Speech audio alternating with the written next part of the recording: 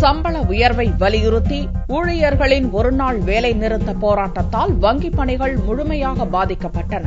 25% ஊதிய உயர்வை வலியுறுத்தி நாடு முழுவதும் 10 லட்சத்திற்கும் மேற்பட்ட வங்கி ஊழியர்கள் புதனன்று ஒருநாள் வேலை நிறுத்த போராட்டத்தில் ஈடுபட்டனர். தமிழகத்தில் 8000த்திற்கும் மேற்பட்ட வங்கி கிளைகளைச் சேர்ந்த 60,000த்திற்கும் மேற்பட்ட வங்கி ஊழியர்கள் பணிக்கு செல்லாமல் வங்கி கிளைகள் முன் ஆர்ப்பாட்டம் நடத்தினர். சென்னையில் வள்ளுவர் கோட்டம் அருகே அகில இந்திய வங்கிகள் சங்க சம்மேளன பொதுச் செயலாளர் வெங்கடாச்சலம் தலைமையில் ஆர்ப்பாட்டம் நடந்தது. அப்போது செய்தியாளர்களிடம் பேசிய அவர், லாப குறைவை காரணம் காட்டி ஊதியம் உயர்த்தப்படாமல் இருக்கிறது என்றும், வாராக்கடன்களை வசூலிக்காததே லாப குறைவிற்கு காரணம் என்றும் கூறினார்.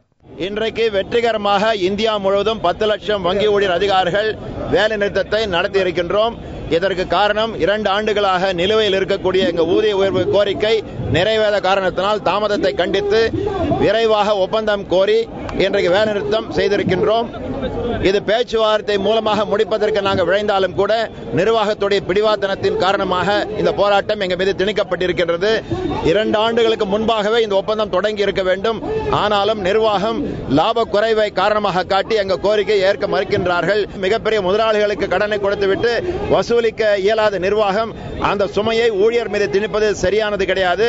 விலைவாசிக்கு ஏற்ப பேச்சுவார்த்தை மூலமாக நியாயமான ஊதிய உயர்வை அளிப்ப முன்வராவிட்டால் இன்றைய போராட்டத்துக்கு பிறகு வருகின்ற டிசம்பர் 2, 3, 4, 5 இந்தியா முழுவதும் 4 நாட்களாக பிரித்து தொடர்ந்து வேலை நிறுத்தம் நடக்கும். அதற்கு மேல் தொடர்ந்த காலவரை இல்லாத போராட்டத்தை நடத்த இருக்கின்றோம். வேலை நிறுத்தம் காரணத்தால் பல கோடி ரூபாய் மதிப்பிலான காசோலைகள் பரிவர்த்தனை பாதிக்கப்பட்டுள்ளது.